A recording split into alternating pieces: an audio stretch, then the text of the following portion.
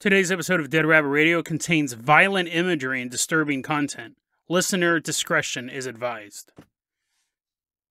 A cab driver traveling down a lonely dark road has a close encounter of the fist kind. And then we take a look at the story of a young man up against impossible odds. What would you do if all of a sudden police officers arrived at your house, knocked on your door, and then arrested you for a brutal murder you didn't commit? Today on Dead Rabbit Radio.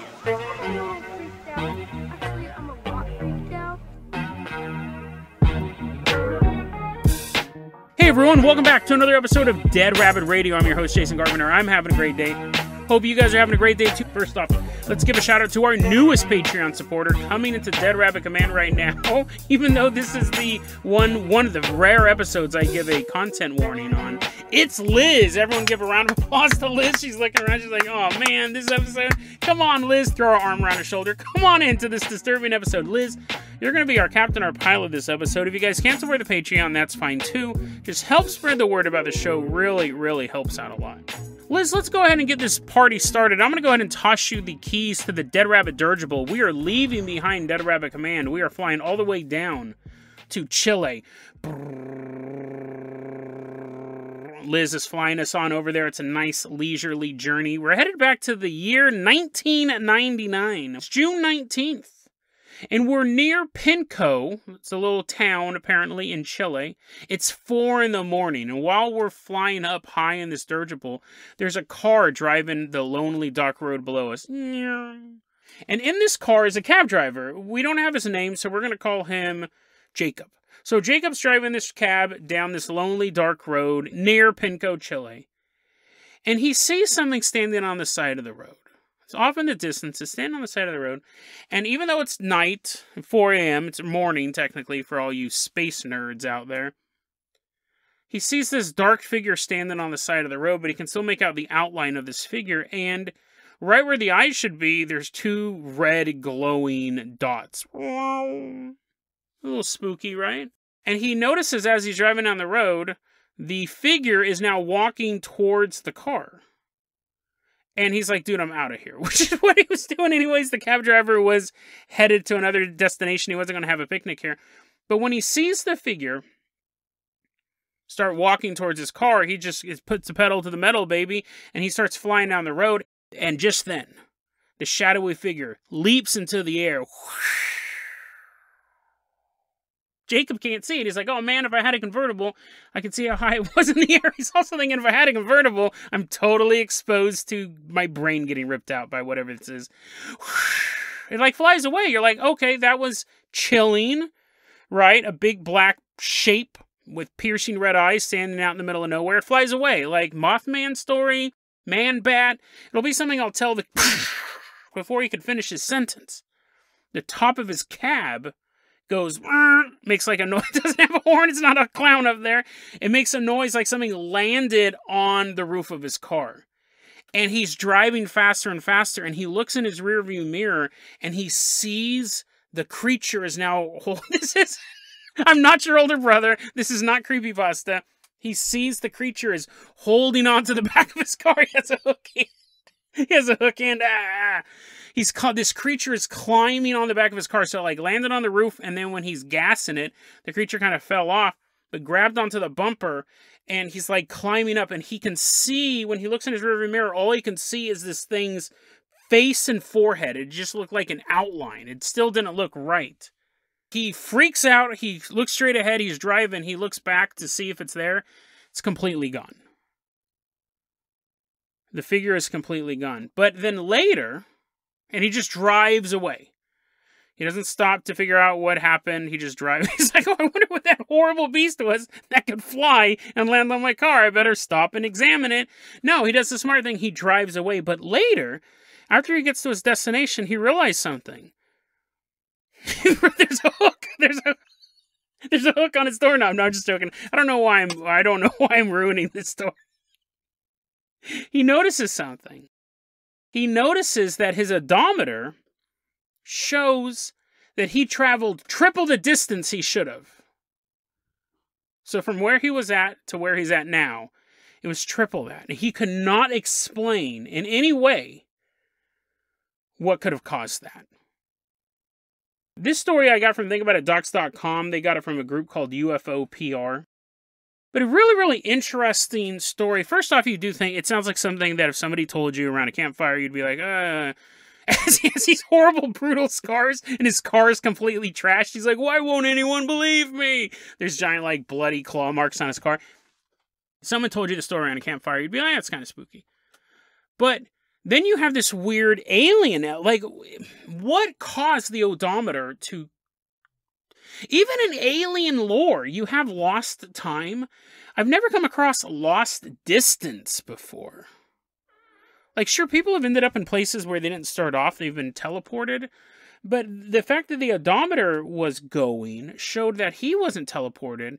The car wasn't teleported, because if I put your car on a flatbed, your odometer doesn't keep working.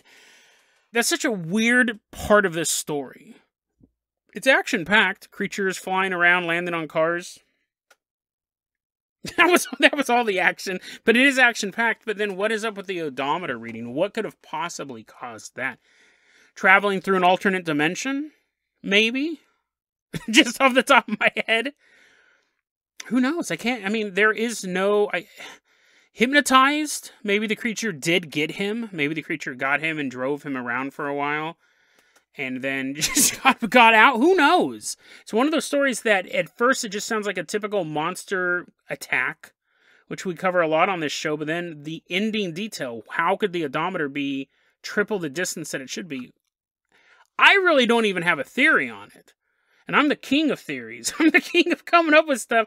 The only thing I can think, the two theories that I guess I had was that he got possessed and the creature drove him around and did whatever. And then the second one is that he drove through an alternate universe. He's running over the Smurfs. He's running over the Smurfs for, triple the distance, and then the demon or whatever it was. It was Gargamel. Gargamel possessed him. Who knows? Such a bizarre story, and I love it when we have this cross-section between run-of-the-mill monster stories and then something like this, something that seems out of this world. So, bizarre story. Really, really enjoyed reading it to you. Hope you enjoyed it as well. Liz, I'm going to go ahead and toss you the keys to the Carpenter copter. We are leaving behind Chile. We are headed on out to Abertillery, Wales. And as Liz is flying over the ocean, probably should have announced this before we're over the Atlantic Ocean, this story does have some disturbing imagery in it. So if you don't want to hear it, I will see you tomorrow. You can jump out of the Carpenter copter right now. We will give you an official parachute. And we will see you tomorrow. For the rest of you and Liz, who has to fly us the rest of this way, let's go to Abertillery, Wales. I found out about this story from a person online going by the name of Jadwigo of Calais. And thank you very much. I never would have come across the story before. I find it absolutely fascinating. It's February 1921. We're in Abertillery, Wales. We're at the Abertillery police station. And there sits a young man. His name is Harold Jones, 16-year-old boy. He's being accused of one of the most horrific crimes you can be accused of. On February 5th, Frida Elsie Burnell walks into Mortimer's stores. They sell oil and seed. Super bizarre combination of stuff. I just imagine like these barrels of black crude and then like sunflower seeds. But apparently these people bought stuff back in 1921. You'd be like, 1 barrel of oil, please. Maybe it's cooking oil. I don't know. But I didn't research any of that stuff. Frida, who's 8 years old, was hanging out at home and her dad said, hey, Frida, you want to earn a penny? Because like in 1921, she's like, I could buy my own oil with that penny. You want to earn a penny? Why don't you run down to Mortimer's stores? I want you to pick me up some poultry spice and some grit. So at 9 a.m., she runs down to Mortimer's stores to buy the poultry spice and grit. And when she gets there about 9:05 a.m., Harold Jones is working out the store. He's working the counter. And he does prepare the poultry spice for her. And he goes, well, here's the thing. I have loose poultry grit, but I don't have just poultry grit. Which one do you want? And Frida thinks about it for a bit, and she goes, I don't know. I don't even know what grit is. I don't even know what grit is used for. Let me go home and ask my dad. I'll be right back. And she leaves. It's later in the afternoon. Way later in the afternoon. Police begin showing up at the store. And they start asking Harold, hey, the little girl come in here? Little girl, Frida, you know? Oh, yeah, Frida came in. She came in really early. Really early. How early? I don't know. Like right after 9, she showed up and she bought some poultry spice and some grit. Do you know what grit is? And the officers are like, we don't know what it is either. He goes, yeah, and I said, we have these different types of grit, but we didn't have this one in stock, so she left. Police officers are like, okay, and they're kind of taking down his information, talking to him. What had happened was she never returned home. And by 3 p.m., the family reported her to the police. The police began scouring the area, and part of that trail was taking them to Mortimer's stores. But the girl's still missing. And Harold Jones is thinking, well, okay, I'm just selling stuff, right? I didn't do anything.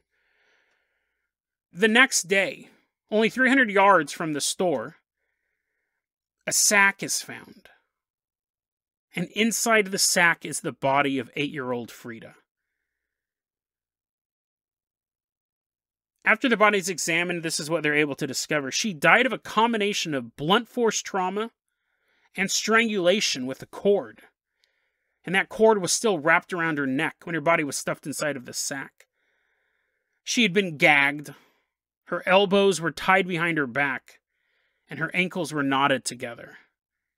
There are also signs that before she was murdered, the assailant attempted to rape her. There was 2 clues that the cops were really looking at with this. One, they were able to say the time of death was between 9:30 a.m. and 1 p.m., February 5th, the previous day.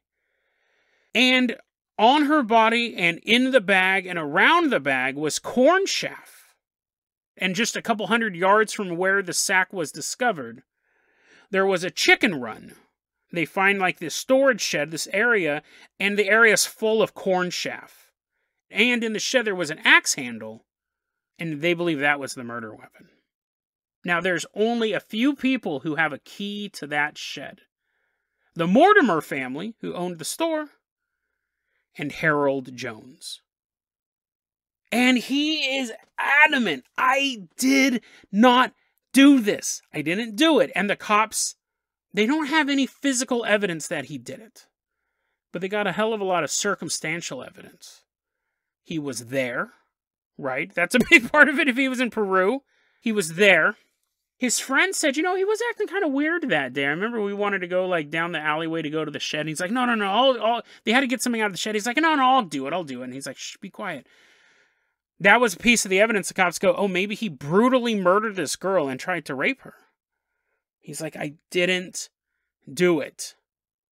His own family said, listen, during the key times that this crime would have taken place, he was home by then. And his boss said, he was out making deliveries early in the morning. He couldn't have done this. So even though his own behavior seemed a little weird and sometimes he would contradict himself, he's a 16-year-old boy. He's contradicting himself during police interrogation. Even though he has an alibi, his family and the owners of the shop are saying, no, he wouldn't have been here for the times that you think this would have happened. The police arrest him. The only thing more terrifying of being accused of a crime you did commit is being accused of a crime you didn't commit. I mean, obviously the most terrifying thing is being the victim of a crime. But if you commit a crime, you know what you did. And any good criminal has an alibi. And if you know what you did, if you have your alibi and it's a solid alibi, you can coast that for as long as it'll take you. Keep that alibi going. But let's say that I break into a couple cars and the police arrest me and they start trying to bluff me because police will lie, police will bluff. They're allowed to do that. They will cheat. They'll do whatever. Everything you say can and will be used against you. None of it's going to be used in your defense. What you say to the police can and will be used against you. It's an adversary. When you commit a crime, it is an adversarial relationship with the police. So you got to be aware of that. But anyways, let's say I'm breaking into a series of cars, and the police suspect that it's me, and it is me. I know that it's me. They think that it's me. And they try to bluff me, and they say, listen, we have your fingerprints at the scene of the crime. We know that it's you. And I know full well I've worn gloves every single time. I'll go, I don't understand what you're talking about. I wasn't there. Sir, we have your DNA. Well, that's funny because I'm a silica-based alien. I have no what you call DNA. If you did it, you know what you did. So when the cops are trying to bluff you, you know it's a bluff. This happened. I remember when I worked at Best Buy a long time ago. We caught all these kids, all these employees, these really young employees, stealing out of the electronics department. It was a ring. One guy was stealing Dreamcast games and selling them on the sly, and his defense was that he was a kleptomaniac. He couldn't help it. And they always had this rule at Best Buy. I don't think they have this anymore. They always said if we catch a shoplifter, if we catch an employee shoplifting, we're going to make him walk the track. There's always that yellow line that kind of goes around the inside of Best Buy. And they caught this dude. It was stealing Dreamcast games. They made him walk the track. He ended up not only not going to jail because his defense lawyer said that he was a kleptomaniac, he couldn't help it. He sued Best Buy and won for humiliation. But also, so that in and of itself is just a bizarre story. But at the same time, there were like these 5 or 6 kids, these dudes, they were like 18, 19 years old, stealing stuff out of the electronics department. The way they caught them, the way they broke the back of this group, because they were real slick. You never would catch them, but the way they broke the back of this group is this is what happened. I remember because I was in management at the time, I remember being told about all this. They brought one of the kids into the security room, and in the room was one of the department managers and a police officer. And the department manager goes, listen, we know that you're stealing stuff, just confess. And he's like, I'm not stealing anything. He goes, we know you're stealing stuff. You have to confess to us. Tell us you're stealing stuff. And he's like, I didn't steal anything. He was adamant he didn't steal anything. Then the department manager had again, this very, very old story, had a VHS tape, blank tape, and said, listen, on this tape is security footage of you stealing. We have security footage of you stealing on this tape. Now, if I play this tape and this officer sees you commit a crime, he has a legal obligation to arrest you and take you to jail right now. So I'm going to put this tape in the VCR. And I'm going to hit play. And if it shows you stealing, you will go to jail. He goes, do you want me to put this tape in the VCR? And the kid looks at the cop. The cop actually pulled his handcuffs off and started kind of playing with him. And the kid goes, me and my friends have been stealing stuff. We've been stealing stuff. There was nothing on that videotape. It was a blank tape. But they bluffed him. They bluffed him, and they had no proof that they were actually, other than stuff was disappearing, and these guys were working. Completely circumstantial. But when you've committed the crime, you know what to fight against. This kid, he was a young dude. Of course he was going to get bluffed by the cops. By a department manager of Best Buy even. But if you didn't commit the crime, there's no defense other than I didn't do it. I didn't do it. I didn't do it. And you can say it over and over and over again. If someone came to your place of business or your home or your school and a police officer accused you of breaking into a shop and stealing somebody's bicycle, you'd be like, what in the world are you, as you're riding away on a brand new bicycle listening to this podcast, you'd go, what in the world are you talking about? Well, where were you such and such time? I don't know. Or even worse, I was at home by myself. And cops look at each other. They're like, well, that's not a really good alibi. Well, check the online logs, dude. I had the best kill streak in Team Fortress 2 at the time. There's no defense other than I didn't do it. And that is so much harder to fight against. If you've committed the crime, you know what you've done. You know what the house layout's like. You know what the scene is like when you left it. So you can push back against stuff. But if you didn't do it, and it's so much easier to get tripped up when you didn't do it. Because they'll just start asking, where were you? Do you know this person? I don't know. I mean, maybe I know that person. The name slightly sounds familiar. They write down they know the person. Everything you say can and will be used against you. The best thing to do is just to get a lawyer. But anyway, so we're talking 1921 in Britain here. And Harold Jones is being accused of this crime, and he is adamant. I didn't commit it. I didn't do this. And you can only say that so many times, and you're going to start getting tripped up in your testimony. You're going to start getting tired. He did have one thing going for him, though. The people in town didn't have faith in this arrest. They actually thought the cops arrested him because it was a brutal crime and they needed to close it really quickly. But they're like, how could a 16-year-old kid do this? We don't believe that he's capable of it. There's no evidence. It's all circumstantial evidence. So the people in town actually were behind him. Now we move ahead to June 21st, 1921. We're in Monmouth, Wales. That's where the trial begins. Now, during the investigation, when he's flabbergasted, they're even accusing him of this, he said some stuff to contradict himself, which anyone can do. But when he's on the stand, he's super cool, he's super collected. He actually, under very, very strong cross-examining, the prosecutors asking him questions, he holds up. Because Harold Jones is like, listen, I'm telling the truth. You tell the truth, hopefully the jury will figure it out. Prosecutors make their case, the defense makes their case. Jury comes back with a ruling, not guilty. Not guilty. And you hear that verdict, not guilty. Finally, after all these months of being accused of this heinous crime, he gets his validation from a bunch of people he doesn't even know, this jury. And he has a little private party at a local restaurant, and he gets up on the table and gives a little... It's a victory lap, really, right? Like, how terrifying that would be for us to be in that position. When he's headed back to town, when he gets to Abertilly, there's actually like a miniature parade for this guy. Because no one in town really believed that he could have done this. So they put him in a horse carriage, because they still had those back then, that was state of the art. And he's like riding through the street, and people want the real murderer found. Like, now it's the next part of the investigation. We'll get to that in a second. But I wanted to cover this story with Harold Jones and him being accused of this particular crime, because we get to see what happens when someone is accused of something.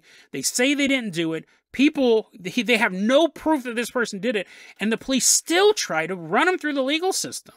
And I wanted to examine that. As he's coming down on this little parade in this open horse carriage, this little kid runs up to him. It's like something out of a movie. This little kid named George Little runs up to him and goes, this is actual quote. I don't know if the reporter heard this, but this is the actual quote. Well done, lad. We knew you didn't do it. Apparently he's also a leprechaun. But George Little is saying, you're back home. Let's try to get things back to normal. But, it's funny because how do you go back to normal for being accused of a murder like that? Of just a horrible murder of a child. How would you go back to normal? People are kind of treat him like a celebrity. And people treat him as a victim as well. So there's really two victims to this story. You have Frida, and then you have Harold going through this whole process. So people did kind of have it was just a weird way they viewed him. So July 8th, this is only, I think, maybe two weeks after he got out of jail. He'd been in jail the whole time. On July 8th, Florence Little, 11-year-old girl. She's actually George's sister, the guy who gave the little speech at the end of that movie. She's playing hopscotch with her little sister outside the house, and they're neighbors to Harold Jones. So the Jones family and the Little family, they know each other very, very well. They're just out, her and her sister are out playing hopscotch on this day. And Harold pops out of his house, comes out, and is chatting up the kids a bit and stuff like that. They're talking. And again, you have to imagine they're thinking, this dude, like, what a horrible thing to go through. He was in jail and now he's out. So he goes, hey, Florence, can you come inside? I need help with something. Florence goes, yeah, sure. So she stops playing hopscotch. She walks inside the house with Harold, and they are briefly in the house when he gets her in a chokehold and begins to strangle the life out of this girl. She can't scream. And he begins dragging her through the house to the kitchen. There he had waiting a plank of wood, and he began bashing her over the head. He grabs a handful of her hair and holds her over the kitchen sink. The angle's not quite right yet. He begins to push her head farther over the sink. He then pulls out his father's pocket knife, slides it into her throat, and slits her wide open. She quickly bleeds out. while her little sister is still waiting outside for another round of hopscotch. He cleans up the scene as best as he can. He actually does a really good job cleaning up the scene. He drags her body upstairs, hides it in the attic, and takes a bath. It doesn't take long for the little sister to realize her older sister, Florence, is missing. She goes home, she tells her mom starts panicking, looking for her, because there's a murderer on the loose. Just no one believed that it was really Harold Jones when it was Harold Jones all along. So you have to imagine that mother's fear as she's walking up to the Joneses' house. It couldn't be him. It couldn't be him. But at the same time, where's her daughter? She knocks on the door, and she said it takes a couple of minutes for Harold to answer it. And he goes, "Oh, I'm sorry, it took me so long. I was up taking a bath." And she goes, "Have you seen Florence?" And he goes, "Well, yeah, she came over to help me run an errand, but then she ran away. She just ran off into the woods." The mom and other neighbors keep looking for Florence, but it's not, I don't know why they waited so long. It's not until 11:15 that the police are notified that Florence is missing. They begin doing a house-to-house search. And I almost feel, because of the public outcry over the Harold Jones arrest, they wait. They're literally neighbors. But it's not until the next day that they search his house. They go in the kitchen. They don't see anything weird. They're looking around the house. Harold's dad is there, Philip Jones. He's in the house as well. The cops are like, "Can we search it?" He's like, "Yeah, sure, It's not like you just put my son through hell for the past couple of months. He didn't do it. We told you he didn't do it, but anything to help this missing girl." As the police are looking around, they see the little, doorknob to the attic. That little thing that you pull down. The ladder comes down like in the movies. One police officer looked up, and it looked like blood that someone had tried cleaning off. That's something only a police officer would recognize. Most people will recognize blood. Some people will recognize dried blood. But blood that's been cleaned off, that's someone who's seen that a lot. The police officer goes, "I think we should check the attic." And they went up there, and sure enough, she was up there. She was sprawled across the rafters, and her clothes were partially removed. Philip Jones is incensed at this. Obviously, it's horrifying that he has this dead girl in his apartment. He feels that tragedy. But you have to know that in this moment, he knew his son had committed the first murder. He actually then goes through town, finds his own son, and performs a citizen arrest on him until the police show up. He denies it. He denies it. And the dad's like, "Okay, that's not going to work this time." But it works with the city of Abertilly. They take him, they throw him in jail. 500 people show up outside the police station. Not as like a vigilante mob. They were saying, "Release him." Once again, you're trying to put this poor boy, you're mad because you lost the first trial. You're trying to trump us some charges. And the police chief came out and said, "Listen, this is totally different. We found her in his house, in his attic. His own dad arrested him. Go home. He's guilty." He denied it, and then while he was awaiting trial, he wrote this. Quote, "I, Harold Jones, do confess that I willfully and deliberately murdered Florence Irene Little on July 8th, causing her to die without preparation to meet her God. The reason for doing so being a desire to kill." Unquote. At first, he said, "I didn't kill the first girl, but it was so cool being in the spotlight and having everyone pay attention to me that I killed the second girl." But then after about a month, he goes, "Just kidding. I killed the first girl too. For the same reason. I just want to know what it was like to kill somebody. I had a desire to take a life." 2 murders of 2 young girls.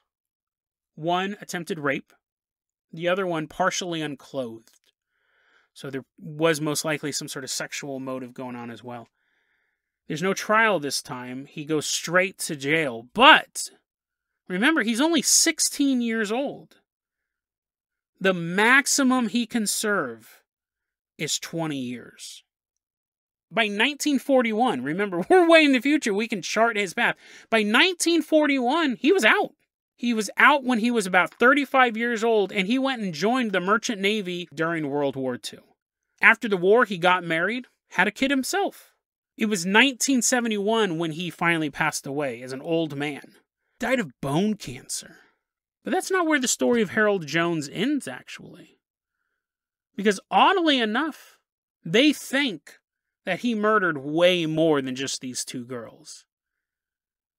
He's been linked to the murders of at least 6 other women between the year 1964 and 1965. There was a murderer known as Jack the Stripper, who would club women, choke them, and undress them. To this day, nobody knows who Jack the Stripper actually was. But some people believe it was Harold Jones, indulging in a sick fetish once again. An eerily bizarre story about a justice system that gets it wrong. About a boy who commits a crime that's so unspeakable the people in town don't believe he could do it. And then he does it again. A creepy true crime story that just reminds us of a very simple but sometimes forgotten fact. It's not always the creature hanging on the back of your car as you speed down a dark road that you need to be most concerned about. It's the person sitting next to you. It's the friendly smile and wave as you're driving down the road. It's the nice boy at the grocery store, or the friendly barista at your local Starbucks. What madness, what evil lies in the people we see every day. And when we find out that these people that camouflage themselves in society so well, when we find out their true nature, will it be when we read about them in the newspaper? Or will we know of their true nature when we are a victim of theirs? When the rock hits across the top of our head? When the knife plunges into our ribcage? When the gunshot pierces our lung? At that point, it's too late for us. But hopefully the next person will be able to see through the disguise of the monster who hides in plain sight. DeadRabbitRadio@gmail.com is going to be our email address. You can also hit us up at Facebook.com/DeadRabbitRadio. TikTok is @DeadRabbitRadio. Dead Rabbit Radio is the daily paranormal, conspiracy, and true crime podcast. You don't have to listen to it every day. I'm glad you listened to it today. Have a great one, guys.